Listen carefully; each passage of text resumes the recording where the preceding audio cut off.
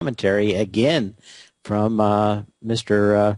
Ben Bernanke until there is a new Fed president.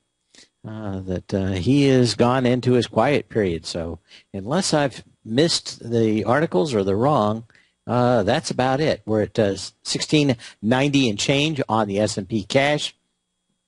The market's kind of fluttering around a little bit, trying to figure out volume coming in at 2.2 billion shares right at the moment. But for the most part, fairly decent volume waiting for this announcement, not the kind of volume you want to see if you think we are breaking out to higher highs in this market. And the question is how this will play out, and I'm willing to probably give it to the end of the day before we see either everybody yell all in to the pool or everybody out. It's a rest time, and just not getting a real nice move either way in it. Gold's off about $16 at 1308. Notice that interest rates pretty much came off just a bit for the news. Trading out at $2.65. Yeah, just as $2.65.1. So it is. It's a bit tough to actually hang your hat on this. Normally, you go up, you go down, you go up, and by the end of the day, you get some kind of resolution as to what the market actually digested in this. But right now, probably too early to call. Again, volume okay, but nothing that would say that we were going to have a 5 billion share day. I suspect the next 5 billion share day on the consolidated New York Stock Exchange tape is going to give us the direction in this market. We've come down with heavy volume, come back up with minimally a better volume in some of these stocks, and actually poor volume in others. We've been talking about a few things out here in the news, and I wanted to get to them if we have time. And it looks like the market's not going to go anywhere too fast. Yesterday, just I think right before the start of the show, we had a little market action, a little market gas that was provided to us by Bill Fleckenstein. If those maybe tigers that have been around for a while, since 2000, probably the biggest name, not the only, but the biggest name, calling for a into the dot-com bubble, was on CNBC, and of course they were having none of it. They were more than willing to have Battaglia once more tell everybody, and basically for the next 6 years have them tell about how the market was going to do nothing but go up. And of course almost could call him wrong way Bill. But Fleckenstein actually accurately called pretty much the top within a day or two of the dot-com bubble. And they didn't like it at all on CNBC. They were making huge amounts of money. There were lots of ads coming in promising you your own island. I always liked that one. And then there was the other one. I don't know if anybody remembers. Light that candle. There was always a squirrely kid who was, I guess he was in IT, that was coming up and talking to the owner / boss, always saying, "Let's light that candle. Let's punch in that order for 100 Kmart." Now, as Kmart's probably not worth very much, but I'm trying to remember the guy's name. Between that and the ad where the guy was a tow truck driver but had amassed enough money on Ameritrade to actually own his own island. Technically, they're an island. I'm going to have to find those ads and play them again. In retrospect, probably a good forebearer of a top in the market. But we'll watch these markets and let them sit. But for the most part, we aren't getting a lot of action other than probably at the moment gold, which is weakening a little bit. I still think that we are looking for a pullback in gold at least to the 1275 level, and at that point we're going to determine whether this is an ABC up in the move, or we get one more test of the 1200. Right now I'm putting the odds of each of those at about 50-50. I think that we've got a 90% chance that we get a pullback to 1275, 1279, something like that, periodically. The question is whether or not the market tends or looks to improve, in which case people might bail on gold one more time. And I suspect that's, if I was going to buy gold again, that's probably where I'd look, is back at that $1,200 level one more time when everybody's just so disgusted about it they can't see straight. And, of course, we never got a real good retest of that low. We got a automatic rally off of it, and I'd love to see that thing retested once again. There's somebody in the den's got a good one. He goes, I know a guy who did some insider trading, and he got his own island, Alcatraz. So always like the guy that owned Miracle Trading hedge fund. If it made a profit, it was a miracle. Oh, there's all those old jokes, but I still love them. Let me put it that way. Anyway, we've got a lot of market, let's say, movement out here. Probably the headline of tonight is going to be George Soros, the convicted insider trader, at least in France. The candle today, you would have to say, is a bullish engulfing of yesterday's move, which is rather interesting. But George Soros is saying he has a large position. I have no idea what that large position means, and I don't know if they've gotten a hold of him yet in the national news networks to actually find out. Maybe someone knows exactly what that is so far, but I have yet to hear exactly what a large position is. He may just be doing it to stick it to yet another trader. And it is very interesting to see George Soros. If anybody has read Reminiscence of a Stock Operator, this is that 1905 to 1929 era of traders really coming on, where you had big men of Wall Street basically battling each other. There weren't a lot of retail investors, probably no retail investors. The people that were all involved in trading the stock market were big bankers, or they owned a rail company or a steel company. I brought it up, I think, on the Tom O'Brien show a few weeks ago, that in 1929, there were just a little over 200 companies that were totally public. At that time, it was much more common to find people trading commodities, and it was a much more active part of the market than actual equities. Of course, the flavor of the day was always U.S. steel and the railroads up to the 30s, and starting on some fly-by-night airlines. But to actually become public, you kind of had to be a public name. The apple of the day was RCA. It had gone back up on the back of having a lot of radio patents. And, of course, radio was the television of today. But we'll see it. Anyway, 1290 and change, so we're basically pretty much where we were pre-announcement by the Fed, and not seeing a lot of juice either way or volume watching this across the wire. Anyway, looking at Herbalife and the retrospect of Reminiscence of a Stock Operator, the Jesse Livermore thinly veiled story, I recommend it highly. In fact, I recommend it as the first book to buy to understand how, for the most part, trading hasn't changed anywhere over the last 110 years. But it is what it is. Anyway, of course, we've got George Soros trying to put the screws to him. The question is whether or not he really does have a large position. I don't think it has been confirmed yet, but certainly got a lot of action on this. And after yesterday's demise, that this quote rumor comes out today, probably highly suspect. Anyway, other stocks on the move. we've got Buffalo Wild Wings. What is that? WLD. Actually ate there yesterday. They had decent earnings out here. They're going after their high. Came in about 70 cents short so far, actually coming back in to a gap down that had significant volume. They kind of ticked me off. They changed their tea prices, iced tea, from $1.95 to $3 for an iced tea.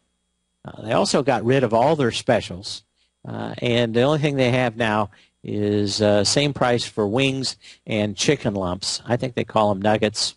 Some places, what do they call them? Boneless wings. They're not boneless wings. They're lumps of chicken. Anyway, I had my nice sweet honey barbecue there yesterday. It's a nice place, but to tell you the truth, for what you can pay in there, I like the much better place I went today, which is, since I knew this was going to be the last couple of days, we're going to be kind of quiet. I organized lunch with some friends. I really get a chance to see the market slow down and know that not a whole lot's going to happen. Yesterday and today are the exception to those rules. Imagine we're going to get back to some action later today and, of course, into the weekend. But this thing did kind of finish that gap. But probably the interesting thing was there was a gentleman in the restaurant, and he was getting ready to take a securities test. So I figure he works for one of the big broker-dealers in the Tampa area, and there's one. So hint, hint. But he was rather loud talking to somebody. Apparently he was in accounting, and he was trying to get through to this guy just how poor the reporting was from these Chinese companies.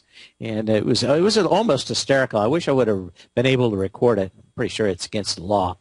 But it was very interesting to hear him talk about him asking additional questions and them repeating the same thing and actually not even being able to talk to anybody at the company. They were actually talking to lawyers for the company. And he'd say, well, did you go ahead and put your hands on this and this and this over there in China? Did you actually know what you guys bought? Did you do this? Did you do that? And they'd go right back to this pre-canned answer. China companies still highly suspicious. And I don't think that this guy's trying to plant anything out there. But it's very interesting to hear the accountant side of this, where basically saying you just got to trust us. We'll be back in a minute.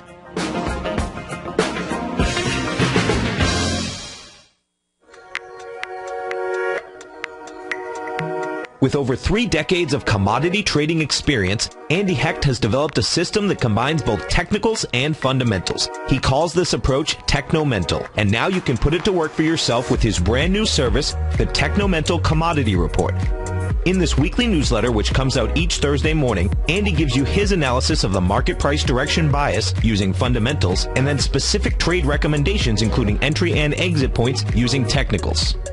The recommendations in the newsletter are always based on stocks and ETFs, so a futures account is not required, and Andy will often use options in the recommendations as well. Andy will tell you where to get in, where to get out, and he'll outline the risk-reward profile for all recommendations. To get your month-long free trial to the Technomental Commodity Report by Andy Hecht while locking in the low introductory rate, visit the front page of TFNN.com today.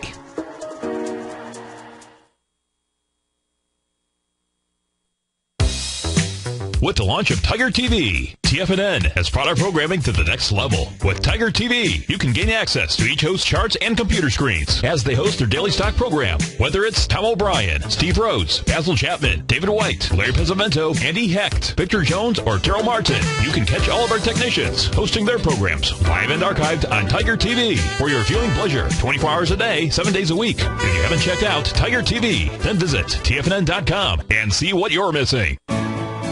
You take a hands-on approach to managing your investment strategy. You're always looking for the next trading opportunity to magnify your perspective. Direction Shares connects sophisticated traders with a powerful array of ETFs from a wide range of asset classes. The markets may go up and down, and you want tools for both sides of the trade. Discover how we can help at DirectionShares.com today. An investor should consider the investment objectives, risks, charges, and expenses of the Direction Shares carefully before investing. The prospectus and summary prospectus contain this and other information about Direction Shares. To obtain a prospectus or summary prospectus, please contact Direction Shares at 800-851-0511. The prospectus or summary prospectus should be read carefully before investing. An investment in the funds is subject to risk, including the possible loss of principal. The funds are designed to be utilized only by sophisticated investors such as traders and active investors employing dynamic strategies. Investors in the fund should understand the consequences of seeking daily investment results, understand the risk of shorting, and intend to actively monitor and manage their investments. Distributor Foreside Fund Services, LLC.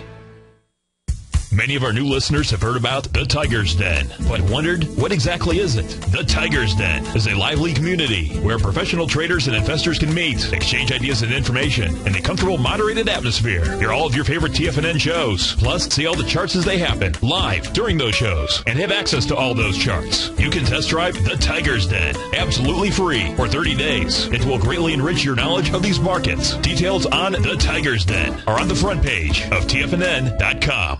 McEwen Mining is a high-growth, mid-tier producer in the Americas with a market capitalization of $1 billion.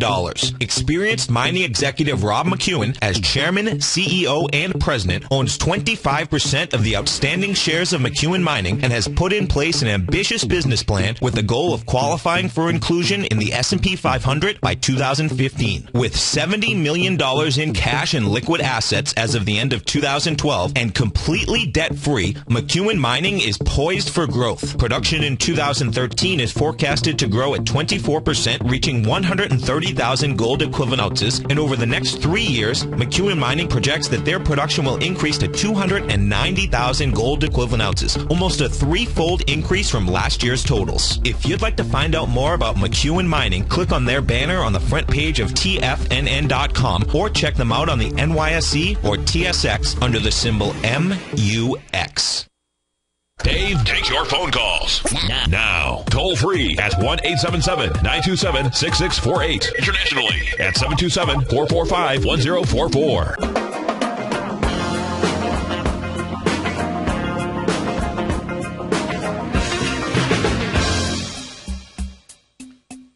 And as we come back, looking at Facebook, of course, it ramped up. This is a very teachable moment. Of course, the stock opened up on the first day of trading. It is back in that range, at least the IPO price. Now, the question, or I guess the teachable moment here, is to look at people when they are trapped in a stock. They've had to write it 50% down. What happens when they get back to that price and suddenly they get a huge opportunity to get out of it? And that's exactly what we saw today. Not very much long after the open, the orders came flying through. Volume not that big so far today, but it is a teachable moment. We see, if you're watching on Tiger TV or in the den, there is that monstrous gap. That gap came down on 168 million shares. To give you an idea of, we've got the volume coming down, and of course we have here 124 million yesterday, 117 million shares today. But don't be surprised if you find a wall of everybody saying, exit stage left, I finally got my money back. I am glad to get out of this dog. And I guess the thing I would have is that 1 quarter does not make a stock, although everybody is saying that it does, at least when they've looked at it. The question would be is, after a few quarters, are they retaining the same advertisers at the same rate? We really don't have any good calls on that yet.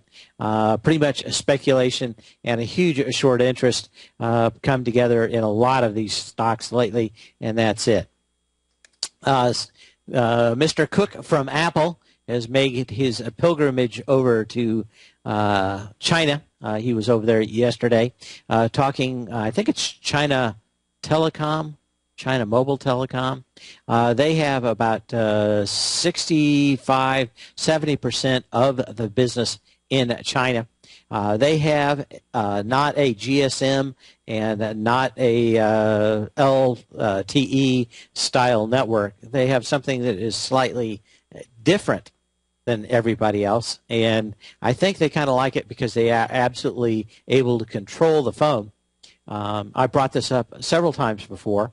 Android is pretty much the operating system allowed in China, and that is because they give them all the rights to look at the operating systems and the code behind it so they can see if the old NSA is back there pulling any kind of strings. A great deal of the operating systems that run the Chinese government are all on Linux for the exact same reason. They compile their own versions of their operating system so that they know the NSA didn't have their hands on it. So what do we have? We've got a company that wants, or would like to probably love to sell the iPhones. They have a government that's pretty much run by the Central Party. And Steve Jobs trying to find some way through this. Probably opposed to giving out all his software and the software goodies. Also probably opposed to giving them the ability to look at some of their hardware and hardware designs, even though everything is physically made there.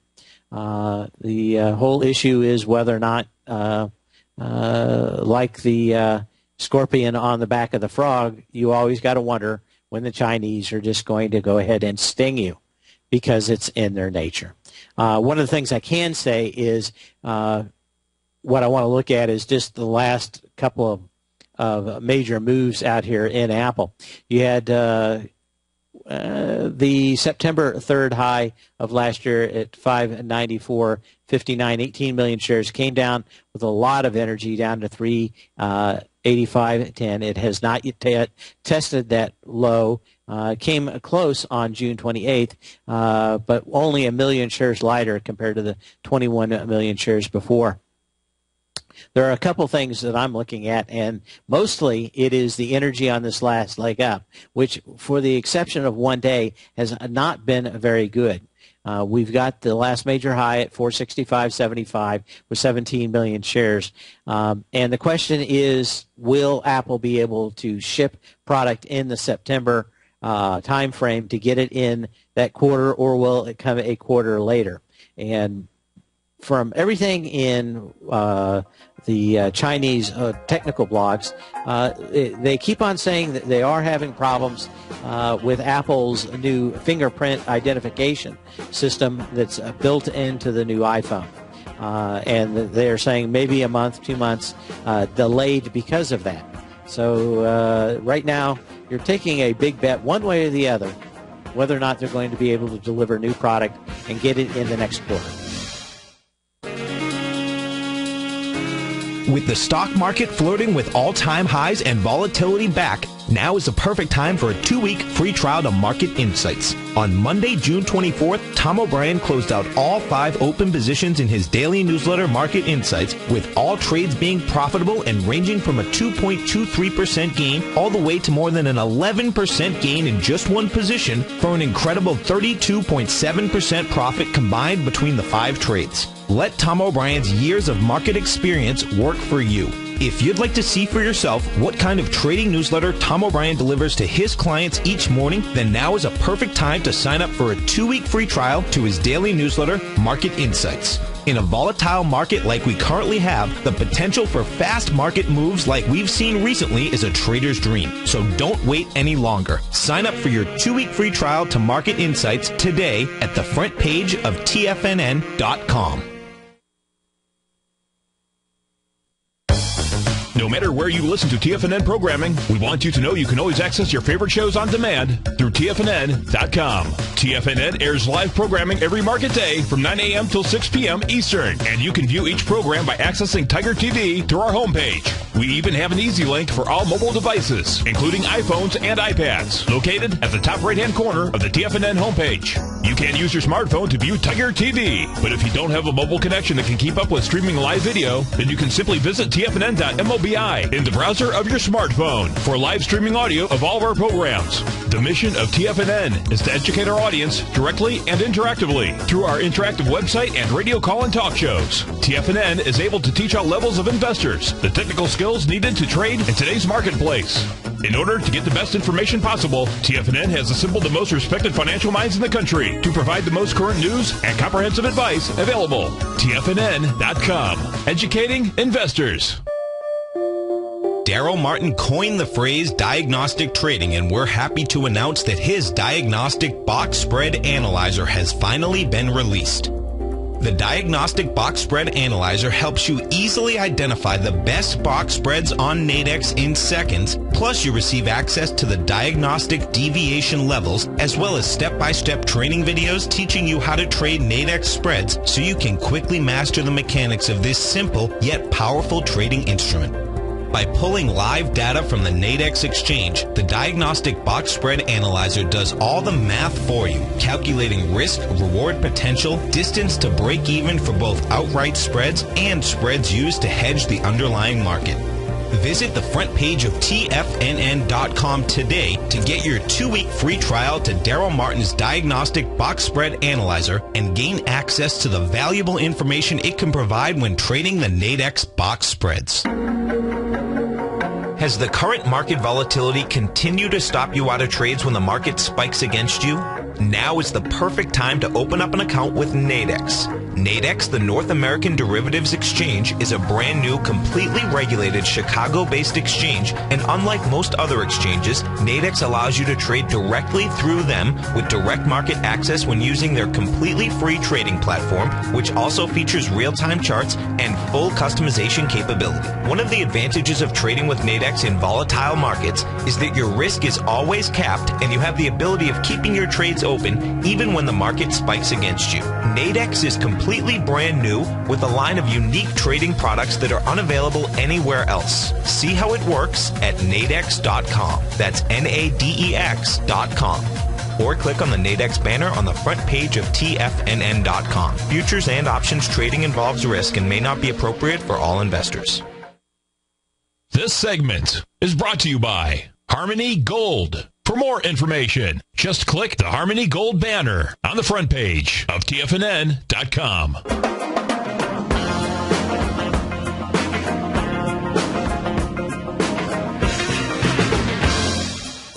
We're up 8 points on the S&P cash. Probably the most interesting thing is the lack of any real volume up or down.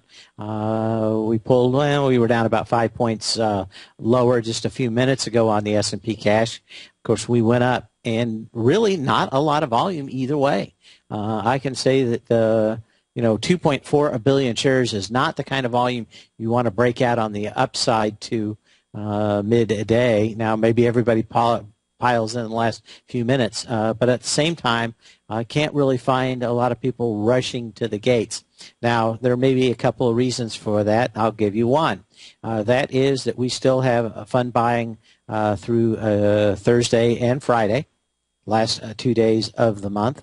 And even if you can't get any volume, it would not be unheard of for market participants to make sure and hold the market up so that those funds have to buy at the top.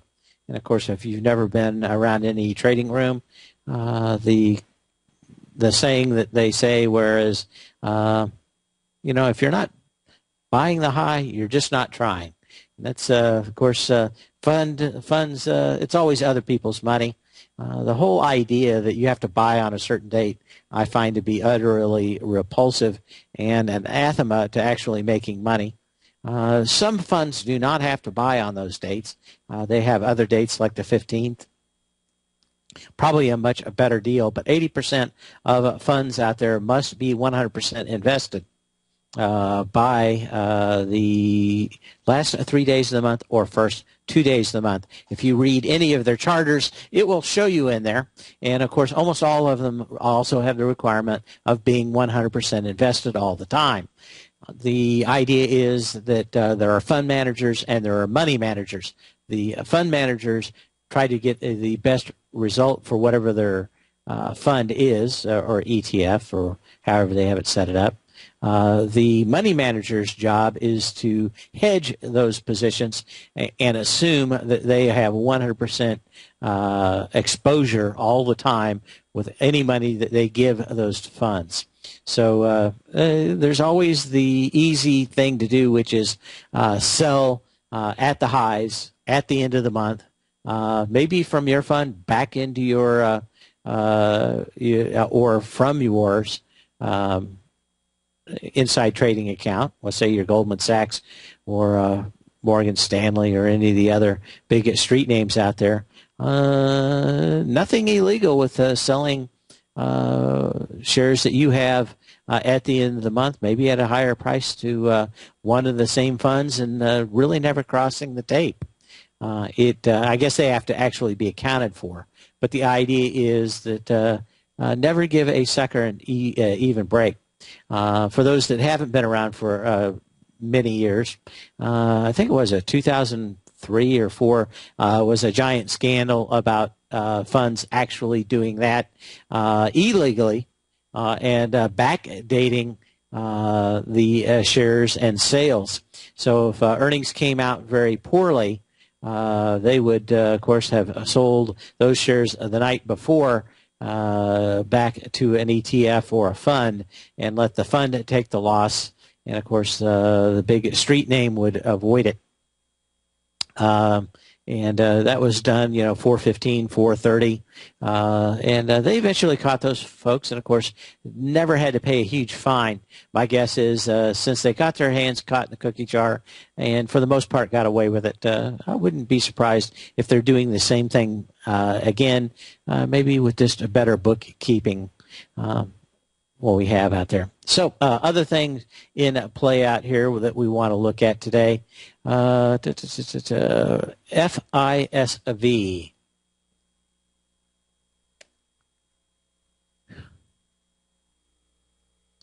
And hopefully we got a test, which is FISSERV. This thing has been nothing but in a trend all the way up.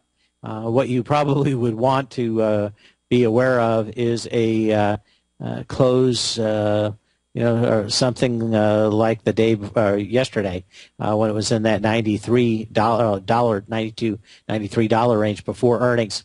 This thing has every indication that it could be a shooting star. Of course, confirmation of that would be tomorrow. But huge volume out here, almost hit $100. Would not be uncommon to find some of these actually doing that. What else do we have that wanted to look at? IBM. I don't think I brought that up yet. IBM is had to disclose today that the SEC is investigating how it reports its cloud revenue. I suspect a lot of the books are roasted, if not totally baked, at some of these larger companies, especially companies like IBM that has been making its numbers by continually firing people and buying shares back. I forgot to actually mention that. We do have the numbers on Apple now. Apple had basically said that they would buy up to 10 million shares back. When we look at how Apple has come back up, that is based on 35 million shares. They bought over 3 times what they said that they were going to buy in the share buyback. And so we've got some of these larger companies that look very weak. Anyway, you can always give me a call at 877-927-6648, 877-927-6648. I'd love to always have your phone call. Of course, it is a busy day in the den. Everybody trying to figure out which way the wind is going to blow before the end of the day. And continue to keep an eye on it. We are kind of slowly moving higher. Again, a volume 2.45 billion shares is not a whole lot to write home about. And maybe at the end of the day we see some kind of short squeeze that brings volume in. But this would be something to be very worried about at the moment. On the Nasdaq, we have 1.27 billion shares so far, which again, okay, but nothing to write home about. Other movement. Let's go ahead and pull that up. Just wanted to check on a few things. Market's been kind of bouncing around here a little bit, but probably the thing I'm focusing on right now is the dollar. It is off 29 cents, $81.62. When we look at gold, it's repaired itself a little bit since we started the show. Now just off $4. Silver actually up a buck up 11 cents, not a buck. Platinum up 75 cents, and probably the most significant thing that I would say out here is that we have a nice move finally in copper, which would be the first sign that we are seeing some kind of bottom in the global market for commodities. That would suggest that you're probably going to see something similar in crude, and you see that up a buck 97 at 105.04 on crude. So crude basically staying in this higher consolidation range. And we talked a little bit about that with our now good friend Andy Heck that comes behind us. He follows us. He's stalking me on Tuesdays and Thursdays between the 3 and 4 hour. But still hard to understand when, at least as far as I can tell, supplies are continuing to be fairly decent out here. And kind of strange to see crude prices continuing to hold these highs. We're trying to think what else we have out here. One of the other things that did happen yesterday, and I didn't bring it up, did write about it in the newsletter yesterday, was natural gas. And I wanted to see how natural gas was responding. Most people don't know, but fertilizer is a heavy user of natural gas to create ammonia, part of how could I say? Oh, we've got Max from Houston. Let's just go to him right now. How you doing today, Max? I'm doing just fine, David. I haven't called you in a while, so okay. I got a couple of questions. The first one is, we know what Bernanke is going to do. That means they're going to continue the bond buying. The S&P is up 10 points now. It appears that it's broken out again. I wouldn't say that. 10 points is not a big move, at least to me. And let me give you this little bit of an example, although we are at these highs. And I get your point. 10 points is nothing to me. And here's the way I would couch it. A 100-point move in the Dow and a 500-point move in the Dow. Most people would say that the 500-point move in the Dow was 5 times the 100-point move in the Dow. Would you agree with that? No, because it would be percentage-wise, right? Well, that is part of it. But also, a 1-point move is not really significant. It could certainly be within the margin of error. The bigger the move, the less chance that is some kind of noise and actually some kind of signal. A 500-point move in the Dow, mathematically at these numbers, is about 9.6 times the 100-point move. So a 10-point move to me says, yes, we are at these highs, but I want to give it context. Is there a lot of volume behind it? Is that 10-point move compared to 2-point moves for the last 2 weeks? And the answer is no. I mean, this is pretty much still within the reins of it. Now, if the end of the day we're up 30 points, I would give that to you. But I'm going to need to see something that's not just a little tick, not just a pop on a record, maybe a scratch on the record. I want to see something that's not noise or just a blip, but something that's a true signal. And we're up here at the highs. We've got 2.5 billion shares so far on the consolidated tape. You know, we've been up here before. We've had 5 billion shares. 2.5 is just not telling me that there's a lot of people clamoring on. Now, again, we've got, an hour and 15 minutes left. I would say you probably want to reserve a judgment if not to the end of the day, for the next couple of days. If today was not the end of, and tomorrow not the end of fund buying, I might drastically reduce that. If today was also options expiration, I might also say this may not be as meaningful. But we are in the end of fund buying. They have to buy it. They may be buying it because they have to, not because they want to. But again, we've got some people kind of nibbling up here at these highs, and there's just 2.5 billion shares. So I don't see that we've got any kind of 500-point move in the Dow. So there's no big thing that says it's beyond the normal scope. And we don't have a significant volume that says a lot of people are going one way or the other in the market. So I would downplay what today could be a fairly emotional one as actually what we see in the charts and what we can prove mathematically. So I would just say, yeah, to me, I'm not really sold one way or the other. I think we could see a 30-point move tomorrow, up or down, but I'm going to need to wait for some kind of signal before I act. I'm not going to anticipate which way this thing's going to break. I would if I saw, let's say, 3.5 billion shares right now. I'd say, hey, get on the train. This thing's going to blow through the top. If I saw 1.8 billion shares right now, I'd be shorting the living tar out of this market. Unfortunately, we've got slightly lighter volume, and we don't have any kind of real signal. I don't see the big companies out here really pushing with a lot of volume. When I look at Amazon, when I look at some of these others that just were reported, there's nothing really holding them back. Google, it's up $2. When I look at Microsoft, it's up a nickel. Intel's up a penny.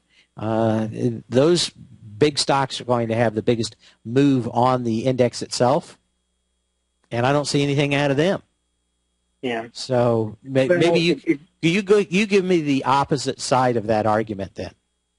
Well, what I see is that I know that we're at the highs. We've been there for about 13 days, but the market, doesn't go down. I mean, it seems like it's being supported by somebody or something that it won't allow the market to go lower. I mean, in the books about markets, it's called the invisible hand.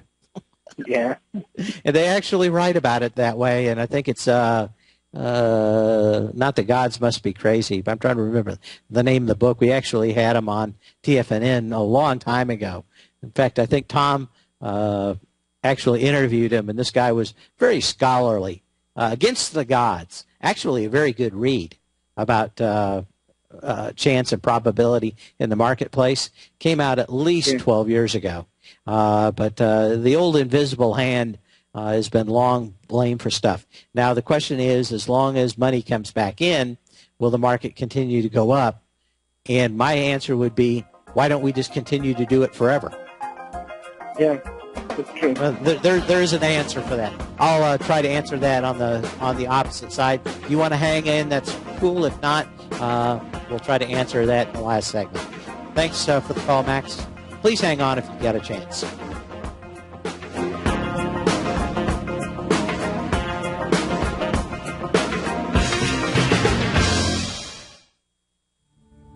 Patterns, profits, and peace of mind. Are you looking for a precision edge in the market? Something that can stack the odds in your favor? Then look into Larry Pesavento's trading newsletter. Patterns, profits, and peace of mind. In each weekly issue, Larry explains what's going to happen in the markets based on the pattern he sees developing and gives you actionable trade ideas based on those patterns. Plus, you'll get his detailed analysis on a variety of markets and sectors, including stocks, treasury bonds, the gold market, oil, the dollar, the Forex market, and more.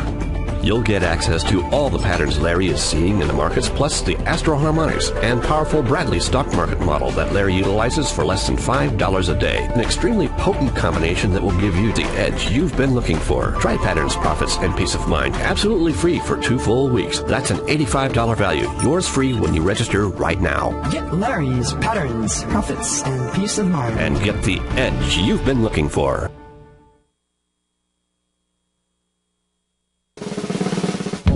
Tom O'Brien's weekly newsletter, The Gold Report, has helped subscribers for over 10 years navigate the high-risk world of exploring and producing gold companies. And now's a great time to sign up for a free month-long trial to see the kind of insight that Tom delivers for his subscribers on a weekly basis. Every Monday, Tom O'Brien issues a quick update on the metal market, giving you his take on the HUI, XAU, GLD, dollar, bonds, and much more. Tom follows Monday's update with a full gold report, which is delivered to subscribers Tuesday afternoon with detailed coverage of 24 separate gold or metal stocks, as well as another 10 to 15 stocks that he lets you know are on his potential watch list. Get your month-long free trial to the Gold Report today by visiting the front page of TFNN.com. Don't spend another year navigating the metal markets on your own. Act early in 2013 and make the most of your gold and metal market investments.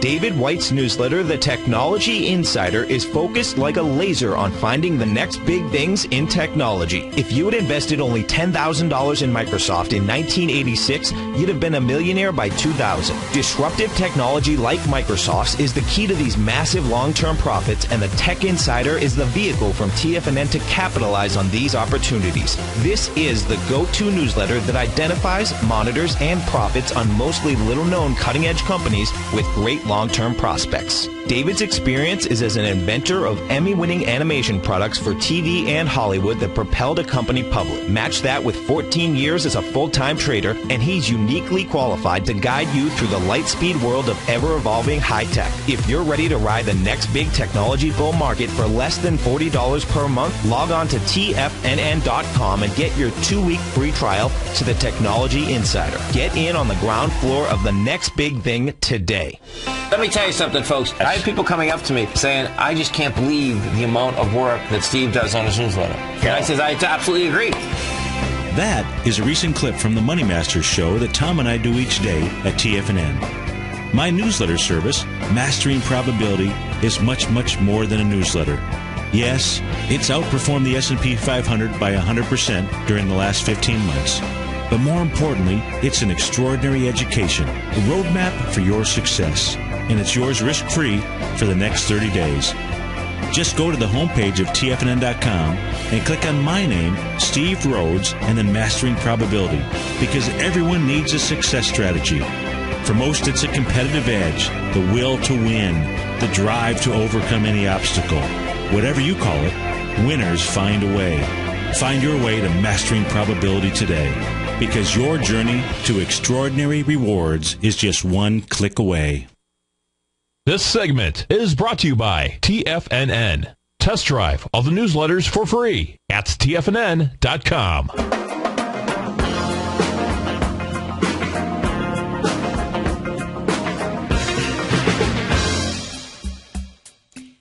We're at 1698. Looks like we're going to test 1700 before the end of the day on the S&P 500, but that still leaves us a good hour to see what happens before the close. Looks like we still have Max on the line. Max? Yeah. Okay. Yes, go ahead. Still here. Well, see, the thing is, like, you know, it seems to me that, you know, like all year we've pretty much been expecting the market to roll over, but it just doesn't. Yeah. Every time that there is one of these meetings, you know, somebody comes out, says something, then the market rallies 30 points. Yep. And then it totally shoots all the technicals and all the, all the points that we're looking at it, you know. It certainly does. And here's my opposite side of that argument, which is you should just get on. And that would be, let's say that you're able to buy a house on the beach, and you get it for half the going price of all the houses around it. And, you know, you think, well, I'll be able to sell it one day. Of course, one thing that you know about this particular house is it's not on pilings. The first storm that comes by and it's going to be gone. Yeah. And normally, and it has been for the last 110 years that we've kept records on it, price and volume has been a great indicator on whether or not you've got a house that's built on a solid foundation or one that's built on sand. So the question is, in the first storm that comes by, will you be able to withstand a vicious pullback if something really bad happens? And I've been through enough of these vicious pullbacks that normally I am willing to forego the money to know that tomorrow I don't wake up and find that the stock market's down 10, 15, 20%. And the one constant in all these markets that have had huge 1 day, 2 day, 3 day pullbacks that have been significant has been price and volume. If the volume is increased when it's come back up, it is a suspect market. So the question is, go ahead. Well, I understand, and I believe it. Believe me, because I follow it, and I see, there's higher highs and lower volume, and that's not a good foundation and everything. Nevertheless, the market keeps advancing, and then you find yourself 20% up. And for example, in the ways that I can invest, like my 401k, I have to either be in a mutual fund, kind of like general stuff. So I've been kind of like selling as we make the stops, but the market seems to find a footing after 2 or 3 days, and then it just rallies back up. We don't get a meaningful correction. Yeah, I heard the same argument before 9/11. I understand. And of course, you weren't able to trade out of that thing. It opened a huge down. Now, that is the problem with a market where you know that there's problems. I would probably, if you can, Google Fleckenstein and look at him. He's got a pretty good track record. He thinks that in 3 days the market could be down 25%. And this is not a guy that has made a lot of loose calls before. I've got another guy to go to here. I understand what you're talking about. To me, I'm willing and more interested in the return of my money than the return on my money. Okay? I understand. You bet. Okay. Hey, we got another caller here if we've got enough time. And let's see, who is this? Where you go? Is he still there, Julius? Are you there?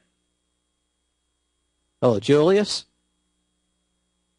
Oh, guess he's not there. He had a question, but I don't know what it was. We're finishing up with Max. Hopefully Julius will call us back again. I'll be glad to take his call tomorrow.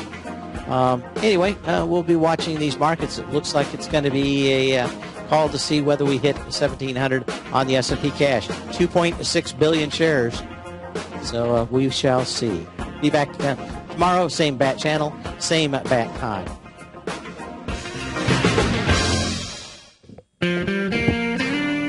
Recently, Basil Chapman has had some outstanding trades in his newsletter, The Opening Call.